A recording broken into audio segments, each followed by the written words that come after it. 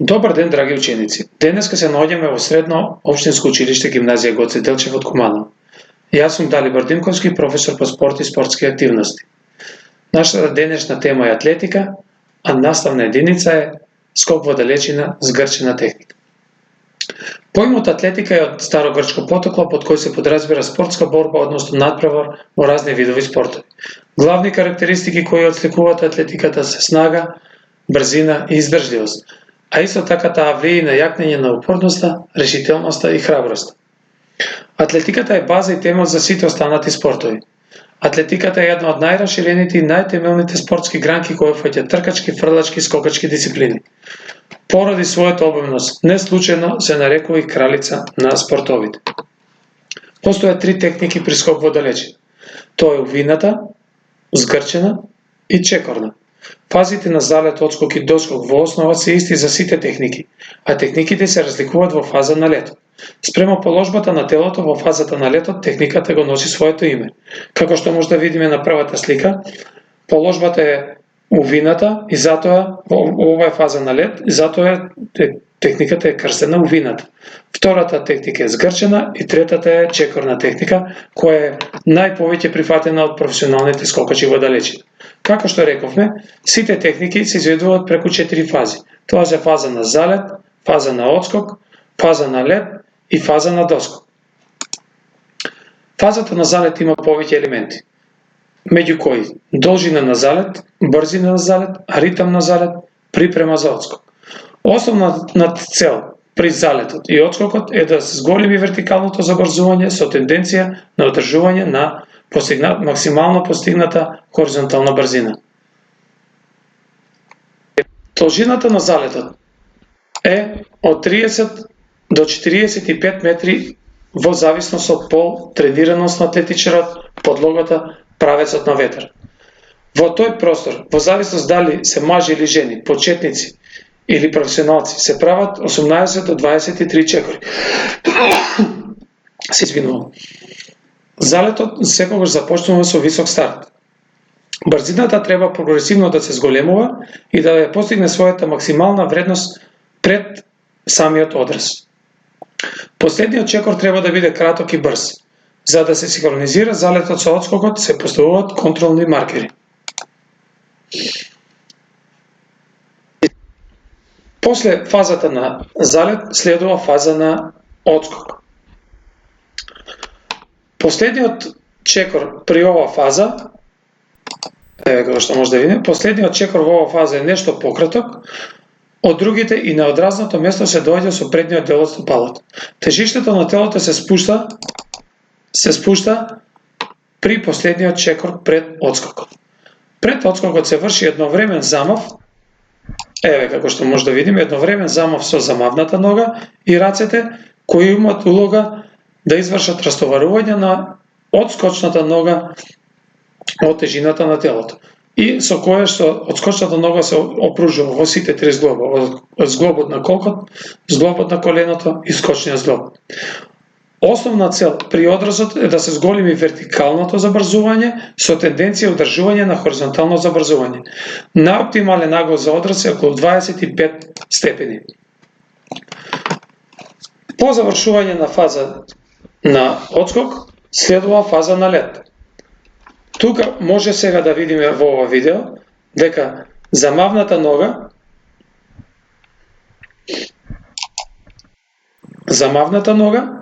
останува во положба на предножување, а во првата фаза од фаза на лет, одразната нога се привлекува кон замавната. Како што може да видиме тука. Значи, во највисоката точка во фаза на летот, двете нозе се наоѓаат погрчени пред телото, трупот е благо свиткан према напред, а рацете се во положба на узручување, малку погрчени во локтовите и со дланките свртени према до скочното место.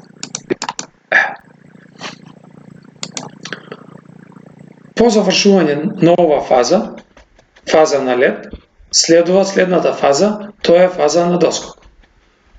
Во фаза на припрема на доскок, нозете сега ќе видиме, нозете во колената се малку, значи, Од тука е фаза на лед и сега почнува припрема за фаза на доскок. Нозете во колената малку се подиспружуваат, трупот повеќе се поставува према напред, а рацете од узручување преку предручување се спуштаат долу кон нозете и во момент кога нозете ќе го допрат тлото, рацете поминуваат под телото и во момент на допир на нозете со тлото, рацете одат во задручување. И во следниот момент се повлекуваат напред.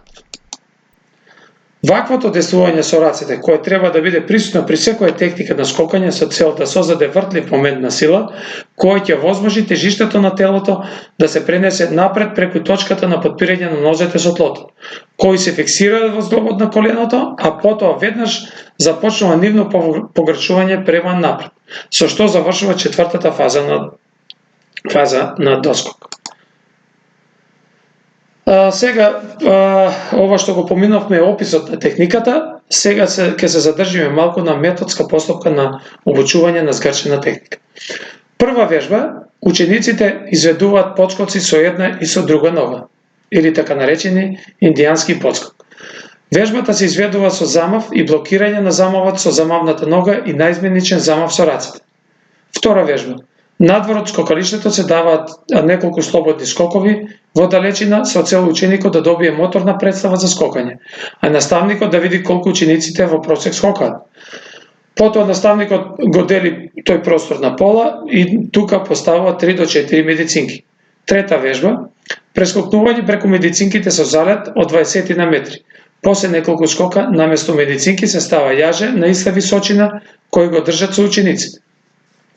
По неколку скока јажето се подкрева за 10 см, се до она височина која поголем број на учениците ја прескокнуваат без поголеми проблеми.